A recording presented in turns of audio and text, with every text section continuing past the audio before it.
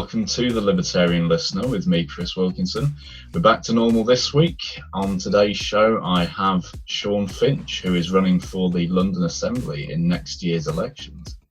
Now, I've been talking to him today about the ongoing 2020 US presidential election, the second UK lockdown, and the impending coronavirus vaccine. So the campaign for both the Democrats and the Republicans seemed a bit lackluster, but there were significant differences between the two of them. And obviously you had alternate candidates like Joe Jorgensen's Libertarian Party. Where do you think the candidates went right and where do you think they went wrong? I'll start with Biden first. Biden didn't really have a campaign. I think his only campaign was, "I'm not Trump." These establishment types, these career politicians, they don't seem to understand that the silent majority, they like Trump, you know, not because he's a highly moral individual or a great guy. It's more because he's anti-establishment and he actually gets things done. There's criticisms I do have of him, and this is the thing as well, that how do you want to label these people? Like liberals, I call them aggressive liberals, let's call them. They try to attack Trump because they don't have any understanding of economics, right? You could destroy Trump by tackling his economic route. Yes, he has brought, the tax code to make it look as though that Trump's giving more money to, all other people and all this is going on. But they never question, well, what about his deficit? He's spent more on a military complex. He signed off on the biggest bills ever in terms of money. I mean, ever, like in the history of America. And the deficit he's contributed to is absolutely amazing. You could destroy Trump. If you really want to destroy Trump, you could go down that route. Regressive liberals, they don't understand about the economic side of it. Also, all they'll resort to is, he's a fascist or Hitler or something. That's all they'll go down. Yeah. Because this is why people like Joe Jorgensen, then, if she was ever on the stage with Trump and Biden, I honestly believe, some people don't like Joe Jorgensen, that's okay, but I honestly believe, if any actual Libertarian Party candidate would go onto the stage with them, they would destroy Trump and Biden. They would destroy both of them, right? And this is the sort of reason why third-party candidates aren't allowed on the stage. You saw this back in 1998 with a guy called Jesse Ventura.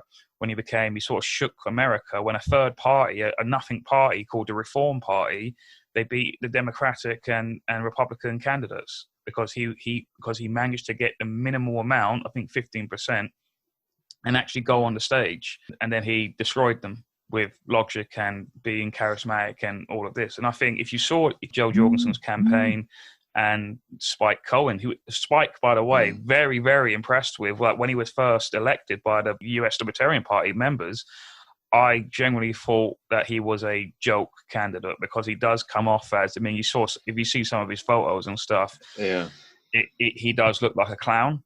But it really has impressed me. There's some people saying that, if the Libertarian Party weren't there, Trump would have won. Well, I think that's absolutely nonsense. I mean, you can't be saying stuff like that. Has the Libertarian Party never existed before 2020? They've always stood. They've always stood. They've always been there. And they don't care whether Trump hasn't won because they're the third party candidate. If they cared that Trump would win, they wouldn't have put a candidate down. They don't care whether Biden wins or whether Trump wins or if they both lose. Whatever way that you look at this is probably the most illegitimate and corrupt election that America's fought for a very long time. We've got all of these accusations of forged ballots and military votes being discarded and, orders for recounts, orders to stop counting and all this, that and the other. Do you think that the massive irregularities, if they are proven true, and the impact of the more than 300 Trump lawsuits could be substantial enough to see Donald Trump into the White House in January? I personally think he will. Just to be transparent and open, is that I actually placed a £1,000 bet on Trump winning. Look, this has gone beyond that now. I don't care about the money. There's people I know, it makes me laugh.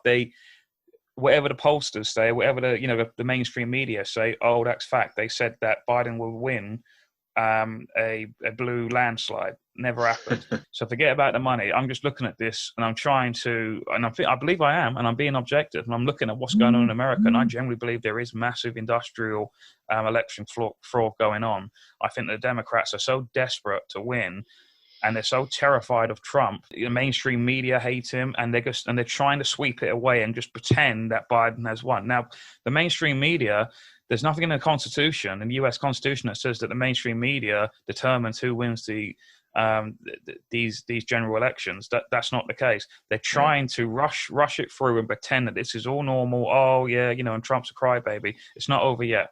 It's not over yet. I think when Gore and Bush back in 2000, I think it was about at least a month before they actually determined who was right. I genuinely believe he knew this was coming along, and he campaigned so much, right, that he basically was basically signaling the Democrats and the mainstream media, the establishment, we're going to call them, he was basically signaling to them to say, you're going to need a whole mountain full of fake ballots to get me off. You know what I mean? I think that was generally it. And he's just going, right, you're going to have to fix it so hard and so badly that you're going to trip up, because they're not smart enough to pull off this type of election fraud. They're going to get caught. Well, we don't know how long this legal stuff's going to go on for, really, beyond the 20th of January, possibly. Well, today, of course, was the first day of the legal proceedings, so only time will tell. I suppose the thing that people have to remember at this point is that not a single state has officially declared a victor. No. But the media's jumping way ahead of the game and saying, oh, Biden's won. Well, the last time that the media called an election prematurely, a certain president held up a newspaper which depicted an incorrect headline. So do you think that the mainstream media is having a Dewey Defeats Truman moment? Yes, I think so. But it's even, like I said, it's even more desperate than ever. The only guy that I know of the corporate mainstream media who is actually giving, the alternative side to this is Maajid Nawaz. So all of LBC, they are all pretty much on the Biden train and said that he is the president-elect. And Maajid Nawaz is the only guy who is actually giving the alternative side of the argument. I mean, you've seen this now with the EU as well. That's what I mean. This is somehow all connected. I don't know. I can't put it all together right now because it's sort of new information as well. But already Biden, not as the president-elect, has already apparently spoken with Boris Johnson privately. And basically, I can guarantee you, he has said to Boris that this Brexit thing, it ain't happening, mate.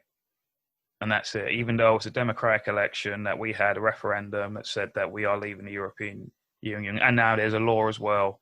Boris is going. I said this, Chris. I said this from the general election in 2019 when I stood up at one of my hustings, and I said that Boris is a Remainer. He will sell you out. This guy cannot be trusted. This party, Conservatives, cannot be trusted. They are a Remain party. The only reason why they're leaving they're trying to leave the European Union is because of the UKIP vote, and then Nigel Farage on his Brexit Party being hot on their heels. That's the only reason why. They didn't give David Cameron back in, when was it, 2015, when he got back in again. He didn't give the referendum out of the kindness of his heart because, we believe in we should get a bit. No, he did it because the Brexit, the UKIP at the time, practically every election they were in around the country, they came second. They were terrified of them, and then they just gave the referendum hoping that Remain will win, right? And now, so that's the only reason why they did it. They never wanted it. They never wanted this to happen. And obviously the mainstream media, who we know are practically Remainers, most of them, we know that they want this too. So they're lying. They're pretending that Biden has won, and this is all connected. Unfortunately, I've said that. You may not like the US, you may not like America, you may not like Donald Trump, but if you're a Brexiteer and Leaver, and you're people who are against lockdown, and even if you're a person who is an anti-vaxxer or any of these sort of people, you have to get Trump to win. He's the only one that is. It honestly feels like that our freedoms are up against the ropes now. It does feel like that. I can't help but think, right, that everything from this past year since March has all been about Trump. It's all been about Trump. Like when in China, when this virus was first coming out, do you remember we were seeing all these viral videos of people just falling over on the streets, dead, supposedly, like all these mass bodies piling up and all that. Did we see that in any other country on earth? Did we see that anywhere? No. You can argue that perhaps that was going on in hospitals, but people weren't dying on the streets, were they? That's why I can't help but think that was a fake video. That those were fake videos that were being used as propaganda and passed around in order to make us all in fear and do these. And because remember, China has a trade war at the moment with Trump, with the US. So it benefits them if Trump isn't the president of the United States. Obviously, it's been reported that the US economy grew by a record rate in the last quarter before the election, and job creation in the run-up to the poll was also exceptional. Are you surprised that outlets such as Yahoo are reporting that the post-election stock market rally has got more to do with Biden's alleged victory rather than the increasing chances of a successful COVID vaccine or the increasing likelihood of a Trump victory? And do you think that a potential Biden administration would signal a step closer to China in economic terms for the US and perhaps even other Western democracies?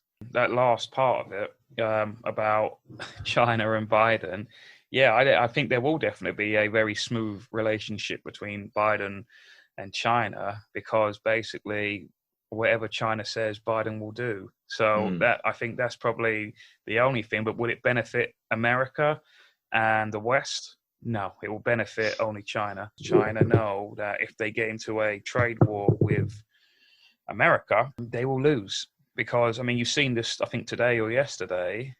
I mean, again, Biden's not even the president-elect, but he's still already saying these things. He's apparently getting rid of Donald Trump's America First policy. And you know what? That was genius that Trump called that policy America First, because it's great. As soon as you try and repeal that, or it will say, headline will be Biden recedes on America First policy. So the ultimate sellout. Yeah. But so that's going on. Markets don't like uncertainty. Maybe it's simply because businesses and the general public think that Biden is indeed a president-elect. That is stability. As untrue as that may be, it's still a form of stability. Obviously, I think during this, once Trump starts ramping up because Trump isn't a guy who gives up. He's not going to give this up. He isn't going to be like Al Gore. I can see two scenarios. I can see him winning in the courts, but then I think, hang on a minute, who are the courts? The courts are establishment shills that, even though there is a majority Republican Supreme Court, I can see them also stabbing him in the back, because at the end of the day, whether you're a Democrat or whether you're a Republican, you are the party of the establishment. It is basically a one-party system, just a slightly different style of management. It might come back to bite major companies on the backside when they realise that their man in Washington suddenly does them in, essentially. Yeah, isn't actually their man. You know what made me laugh as well? I saw a tweet by Matt Hancock, and I can't remember what he said exactly, but he really kind of buried Trump as well in the tweet. And I had to comment on it and say, this would be epic if he wins now, because you're going to have to weasel your way back on these words now. and and Sadiq Khan as well. This is what's really worrying me, because I'm looking to stand for assembly member, even as an independent or whatever, but at the moment, independent candidate for London Assembly. And I'm supporting David Curtin as well for mayor. And I was just chatting to him. I was chatting to him yesterday. Fun enough, we're at the alternative Remembrance Day ceremony from Green Park to Hyde Park. We marched from, and I was saying to them lot that, have you seen Sadiq Khan's tweet about how great postal voting is? They're what they call mail mail-in ballots, and we call it postal votes. And I said, he's basically sort of rubbing it in our faces and like virtue signaling, saying that basically we need more postal votes. Isn't postal vote great? Right? And he's basically already saying that I'm going to use the exact same tactics as the Democrats have in the US election to make sure that he's a shoo-in. I find it extremely difficult to believe that Trump has lost the election whilst the Senate has maintained majority Republican, and the Republican has even gained in the House of Representatives. That's why Trump's got to fight this and see if it was done fairly. I don't think it was done fairly. Obviously, he doesn't think it was done fairly. Mayor Giuliani doesn't think it was done fairly. Well, there was that Freudian slip by Joe Biden, wasn't there, about a week before the election, where he said, we've built up the most extensive and inclusive voter fraud network America's ever seen, or words to that effect. So I think if there was any proof needed of suspicious activity, they can be easily pointed in the direction of that statement. So the next topic is on the UK's second lockdown. We've got the Express claiming that the 4-week lockdown will lead to a delay in treatment for cancer, which the British Medical Journal says will increase the risk of death by 13%, and that's among other serious conditions. Why do you believe that other major illnesses are not being given major consideration by the government in its one-size-fits-all national lockdown policy? It's just brought this wave of fear and terror, and when people are in terror, they're experiencing terror, they no longer think logically. So all they want to do is simply prevail themselves and their families, and then do whatever it takes in order to do that. I mean, like George Orwell in 1984, I can't remember, I'm going to butcher the exact quote, but basically he said that the war was never meant to be won.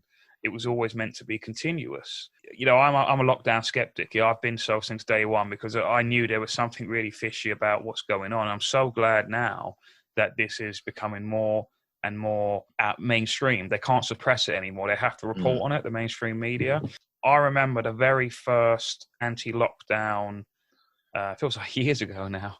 It was only a few months ago, really. But I remember it was in Hyde Park Speaker's Corner.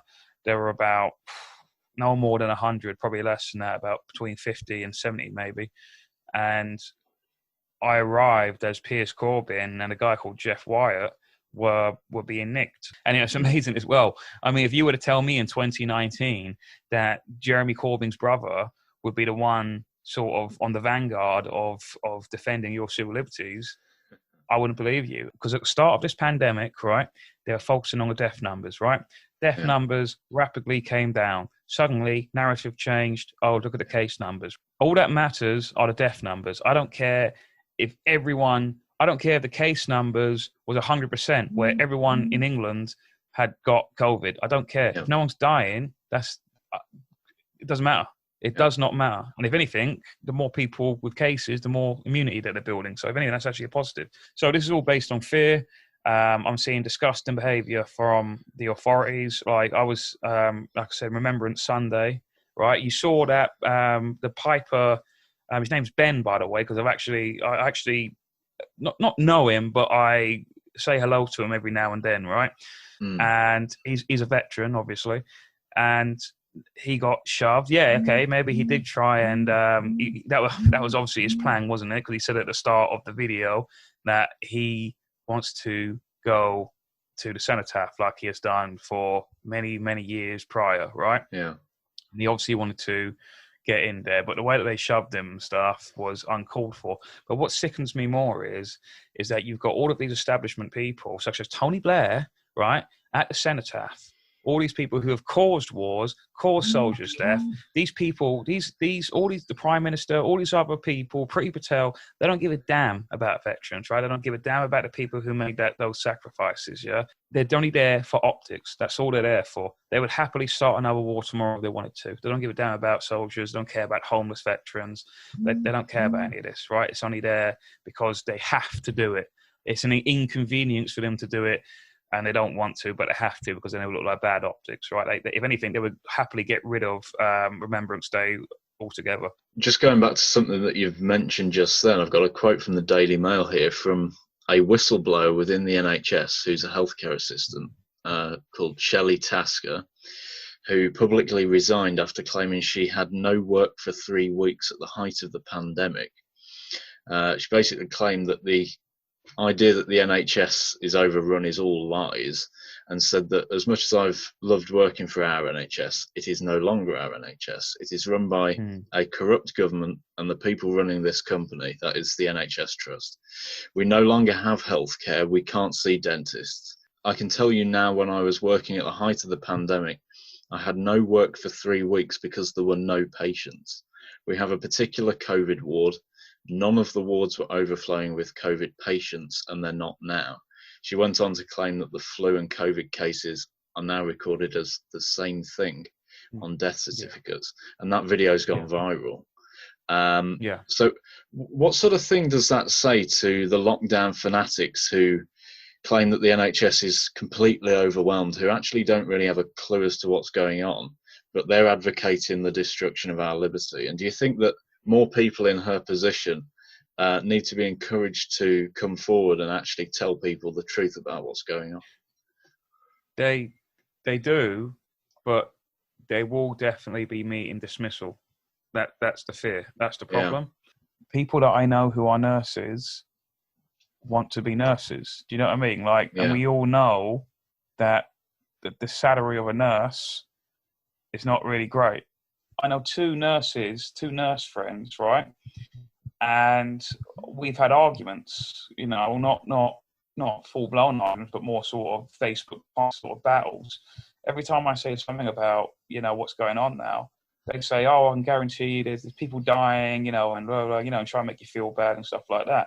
But my argument back to them is that you're too emotionally involved in this. You're so deep in this that you can't see the woods from the trees. You got your fear is so much up here, is that you can't see the bigger ramifications of this, of people not getting their cancer treatments. There's so many people with mental health issues. I know more friends who have told me that they are suicidal than I know of anyone that has COVID. Right? I know one person. I know one person who supposedly had COVID.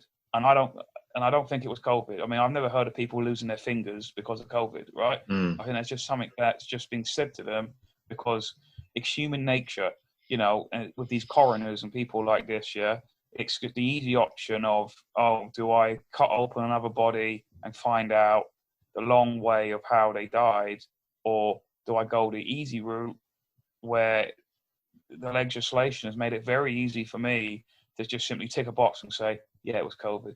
These people need to wake up and actually start realizing what's going on and actually see that they're making things worse. They're so caught up in it, some of them. Either you're caught up into it too much, you can't see the woods beyond the trees, You know what's going on, but you just go along with it because you don't want to lose your job. Or the third option would be you whistleblow. But there's not enough people coming out. But there are NHS workers coming out and saying it. Yeah, so it's sort of following on from what we've just talked about there. There's a quote from the Mirror here that says Tesco has blocked off non-essential goods with beer and chocolates. And incidentally, the beer was Corona. So staff stacked up tins of Quality Street and boxes of Corona beers around escalators to stop shoppers reaching non-essential sections of stores. And that comes after the government told shops in England to close any sufficiently distinct parts selling non-essential items. I mean, I think I know what your answer is going to be to this, but are we not now at the point where all of these measures, the lockdown, the social distancing, the wearing of masks, it's all completely pointless and not based on the data at all? And considering also that we've got a vaccine in the work, I say vaccine in inverted commas, that is apparently 90% effective and can generate a positive impact in 2 shots, which is 3 to 4 weeks apart. What are the consequences of all of these insane measures on people's mental health, on their social life and things like that? I tell you what, Chris, mate, based on the science on the science that the government have been using for the past 8 months, to trust their science in whatever's in this vaccine, I'm not touching that, mate. I'm not having it. I'm telling you now, I'm not having that vaccine because I don't think it's safe. And if you're trying to tell me that this is the gold standard of these world scientists, at least the ones that the mainstream media seem to give attention to, that this is their logic, this is their scientific method, I'm not confident that this vaccine is going to do anything. I think it's more likely to kill you than it would be to cure you. They call lockdown skeptics and anti-mask wearers these tinfoil hat wearers, but these are the very same people who are wearing plastic visors over their face, thinking that this is science. Do you know what I mean? And then think that this is normal. This is not normal. I mean, like I said earlier about the cenotaph, about all these people, all these establishment politicians, these career politicians being there, they don't give a damn about the veterans. They don't care about the people who have died. They only care about themselves. And to think that these people have our best interest at heart is an absolute lie. I mean, you can see this. You can see this back in only 18 years ago, 2002, the Iraq War. Lied to go to war. Thousands of soldiers died. Who knows how many of Iraqi children and women died. Decades of hiding, raping. I'm not going to say grooming. I'm going to say what it is: raping of children. Right? 2016, denying the biggest democratic act in UK history. They want to give it, and I don't think they will give it to us. Right? We're not allowed to leave the European Union. And now they're trying to tell us that they care about the elderly and they care about the most vulnerable. Well, if they don't care about children being raped, they're not going to care about your grandma or granddad. If anything, they're an inconvenience to the state, right? Because they rather send them do not resuscitate forms. The state can no longer milk taxation off them, right? They can no longer work, right? If anything, they're taking money now back from the state, and the state don't like it. This is like in George Orwell's Animal Farm, right? You saw this with the box of the horse, right? Every day he believed the state would look after him. He would plough the fields every day, work. And then eventually, when he became useless and old, he couldn't plough the fields anymore. They got rid of him straight away, right? Yeah. That is exactly what is happening now, right? They don't care about the elderly. They don't care about children. They don't care about the military, the soldiers, I mean. They don't care about any of that, and they're not going to help us ever. So this is why people need to start waking up, seeing this for what it is, seeing that the lockdown is doing more damage, killing more people. I honestly think the NHS has lost its appeal. I'm starting to see signs on bus stations and stuff saying F the NHS and all this sort of stuff, and down with it. This is at the end of the day, this is a state service. This isn't a slight to the nurses, to paramedics, to doctors, right? They do their jobs despite of the state being there, right? Despite the bureaucracy, yeah? The reality is people die, mate. People do die. Just as a final point, I suppose, because you're last on the show in April or thereabouts, and I just can't believe, I don't know about you, that it's actually got as bad as it's got. Yeah, it's got worse. So quickly, and so quickly as well. It's not got worse in the sense that more people are dying. It's got worse in the sense that the rules are becoming more stricter. And I'm going into, during the peak of the pandemic, right? I never had an argument once with anyone. People weren't wearing masks. People forget that. But it seems to be now this propaganda. It's almost like rewriting history. People now think that we've been wearing face masks since the very start of this back in March. We haven't. We can see the decline of cases and deaths when we weren't even wearing masks. Masks were introduced during the massive decline of it. Yeah. People think that, but masks work. If they worked, we wouldn't have that massive decline. And now it makes me laugh too. I mean, do masks and visors work or not? So if anything, it's proved that they don't work, do they? Like, if anything, it's proved, it's vindicated me in a way, and other lockdown skeptics.